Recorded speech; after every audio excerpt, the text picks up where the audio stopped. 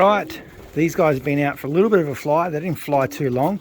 It is looking like some of them are starting to molt as well, some of those young birds, so it might be time just to start slowing them down a little bit, as next month is going to be pretty hot for these guys, generally the hottest month we have to deal with, so we might just nurse them through, then we'll just focus on getting these other ones flying, and then we've got a whole bunch of other young birds coming through as well, which we really need to work on. I've got some really exciting news, so make sure you watch this video because there's some big changes coming. And our Pattaya, oh, we might get some birds there just yet. So what I've done now, the first few days, we'll just open this up, with those new birds that we brought in, I had the food tray in there, so today I've taken it out. They've had their feed and they're sort of pecking around the ground. I do need to get in here and give it a little bit of a tidy up, but that'll probably be tomorrow's job. And I'm just giving them this section again. So now what we're doing is we're going to bring them into line and start just feeding them in the afternoon like I do with all the other birds. I generally just feed once a day. The breeders I feed in the morning before I go to work, but the other ones I just feed once a day. It's you know, you got to kind of fit these guys in around you as well. So that's the plan with them, and we will start trap train them soon as well. I don't think I'm going to fly them at all for the time being. We're going to get some good breeding out of them, but I do want them to be trap trained because they're going to spend their time most likely in these sections. So if they do for some reason get out, they know how to get back in. So you know, that's important for me to do. Hey, what's going on down here? Oh no, Rosetta, and they're going for it again. I don't know if that's going to be, oh, I don't know. Old 8007, he's keen, but she's just like, nah, I'm pretty busy over here. Oh, here comes Shock, of course, always Shock. Oh, here's the boss by the looks of it. We've got a lot of babies in there, but we won't look at them today. The most important thing is sort of covering what we've got going on over here. So we'll have a bit of a look in here. Should be a little bit of action going on.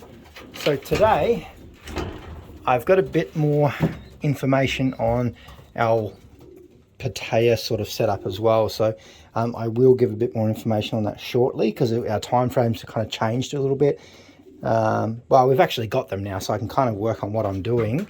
So what I need to do is we'll go through, have a look at some of these guys, so you can see some eggshells down there hatching, a few other bits of funny bits going on.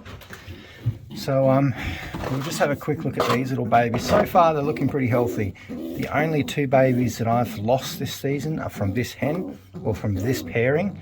So I'm keeping a very close eye on them. I think it could be a number of things, but I have ordered quite a big haul of pigeon medical supplies, so they should be here at some point this week. So you know, worst case, I've got some flag eel tablets as well. Some of you guys have recommended them, so I've got a little pack of those coming, along with all my other pre-race sort of pre-training, pre-season medications, Doxy-T, Moxidexin, and Turbosol and stuff for canker. So we'll go through that when we get it, but all that medicine's on the way, which is really good to see. And so far these babies look pretty happy and healthy, which is really good to see. But we'll just keep a very close eye on them. I'd like these two to get through. She's a good girl, this one. Such a beautiful hen too. I just wish we had more babies out of this season, but we're getting close to that cut off, which is all fair and good. No mate, you're not in there. But these little guys have been doing quite well. I've cleaned a real big mess up in here just before. I come in here and scrape the babies anyway because they're just so messy. But these guys are doing really well, and I'm actually really impressed with these guys. They're like a medium pigeon, but they're just really muscly and they've got beautiful wings on them. So I'm pretty excited to see how these ones go. And we do have that second round coming through here as well, which is good to see. Well, actually that's the third round. I just get a bit sidetracked because the first round went to meadows. So hopefully they do produce. I don't know, I keep coming back to this in all the videos, but just getting a really good feeling from these guys. And I like the gut feeling when I'm going with the birds. Those ones, not too much happening in there. They are gonna, I think only one of those ones might be fertile. So we'll keep a close eye on that. Oh, yep, you hop off there for a second. Just want to have a look at these little chicks because obviously one of them's just hatched. You can see he's kind of still drying off there a little bit. He's got a little bit of the egg birth and stuff, whatever you want to call that, on there. So that's slowly coming off, but look at them, I think they're feeding each other. That's cool. But they are looking both healthy, and this one looks like it's got the crop milk in there after coming out of the egg. So he's been fed, which is really good to see.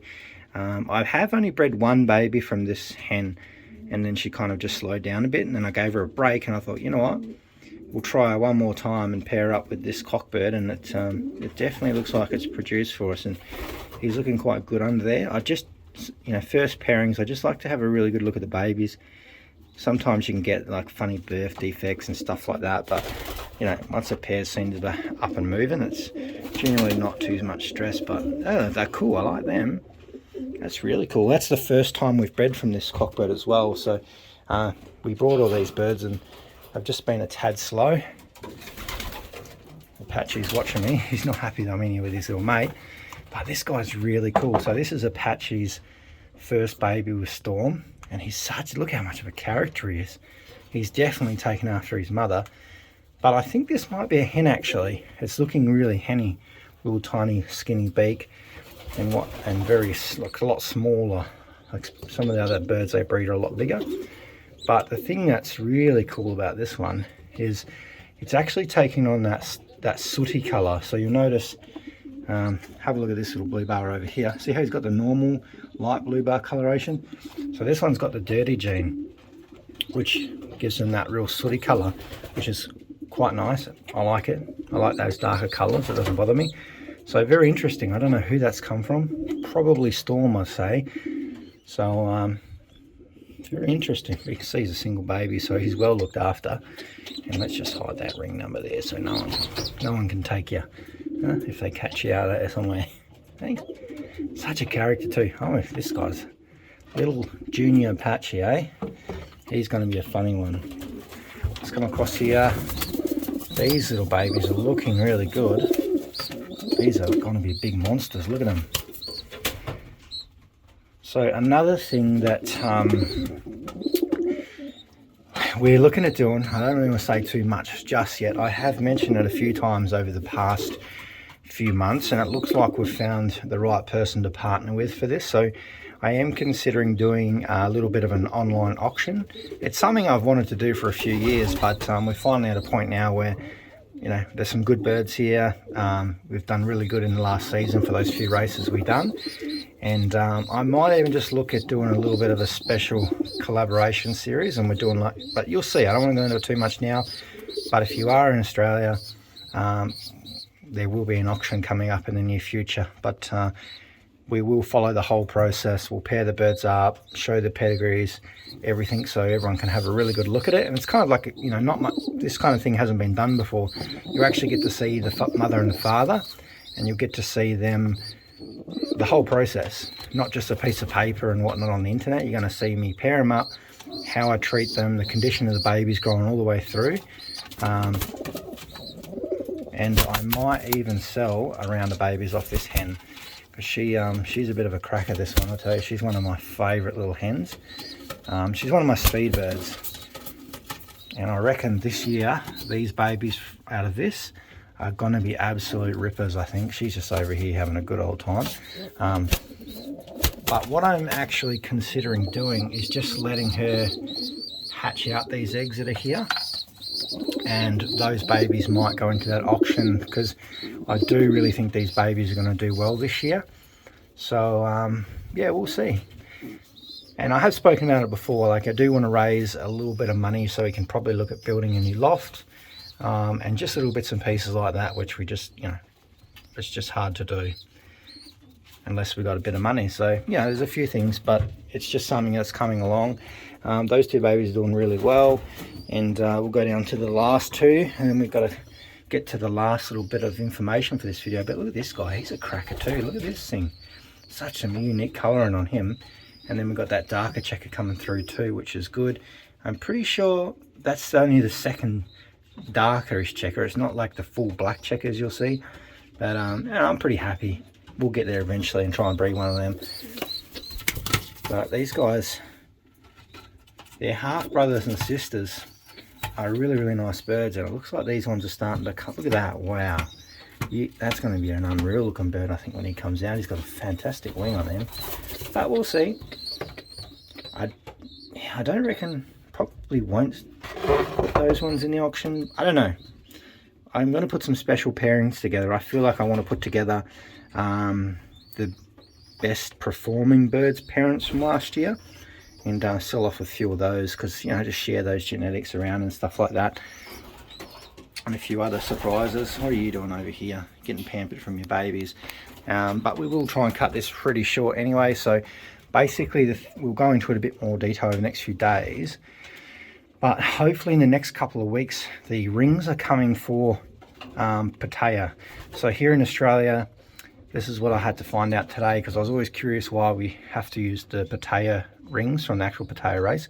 But because you'll see, our little babies have 2022 on there. So they're generally bred in 2022 and then raced in 2023.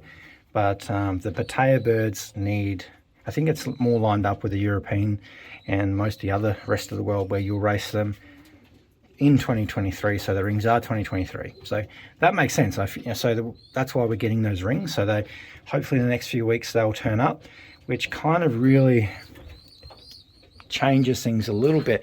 We're kind of cutting fine, because the birds, we've got to get the rings on the birds. They need to be at least 8 weeks old before we send them. So that kind of really puts a bit of a, I don't know, it just puts a bit more time constraint on it. So what we need to do is, I've got to sit down tonight, work through things, see what pairs we can work. I think if these guys go down for another round, we can definitely use those babies. But looking at splitting up this hen might be a little bit too risky in terms of trying to get one of her babies in the race this year. So we may have to leave her with 83 for another round. It just depends how long till these babies come out. They still got me a couple of weeks, and she might even lay eggs again in that time. So ideally I want my babies as old as possible before we send them. So I do have this cockbird that's in this nest box, is here somewhere, that I wanted to pair with her. So I don't know if we're going to achieve that just yet. That's something I need to just play by ear. So it kind of leaves like these guys open as well, that potentially we could enter one baby out of this next round, put a Pattaya ring on it. So we'll just have to play that one by ear, but it sort of throws a spanner in the works. But being the first year, it's always a learning curve. So stay tuned. It's probably next couple of videos I'll go into a little bit more what I'm going to do, and you know, what kind of time frames we're working with. But yeah, we're getting there. I've got a good feeling about it, so stay tuned.